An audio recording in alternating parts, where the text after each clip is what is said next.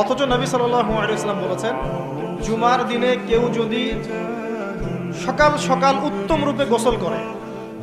উত্তম রূপে গোসল কোনটা এটা জানেন তো? আমরা ফরজ গোসল যেমন করে করি, এটা সর্বোত্তম গোসল। উত্তম রূপে গোসল করেছে, সবচেয়ে সেরা জামাটা পরেছে, সবচেয়ে সেরা উত্তম পোশাকটা। আমরা মসজিদে যাওয়ার সময় সবচেয়ে খারাপ পোশাকটা পরি। আর যদি দেখা যায় কোনো পলিটিক্যাল নেতা দাওয়াত করেছেন, সবচেয়ে সুন্দর কাপড় পরে গেলাম, দাঁড়ান, আপনি আল্লাহর সাথে মসজিদে দেখা করতে যাচ্ছেন, কেন সবচেয়ে নোংরা জামাটা পরে যাবেন? আপনি সবচেয়ে উত্তম পোশাক পরে যাবেন। দলিল দিব, ওই যে হাদিসে জিবরিল জিবরাইল আলাইহিস সালাম মসজিদ নববীতে আসলেন, এসে নবী সাল্লাল্লাহু আলাইহি ওয়াসাল্লামের হাঁটুর সাথে হাঁটু লাগিয়ে বসলেন। ওই হাদিসের মধ্যেই আছে, দেখবেন, রাজুলুন শাদীদুল বায়াদুস সিয়াব, একদম উত্তম ধবধবা কাপড় পরে সে মসজিদে এসেছে।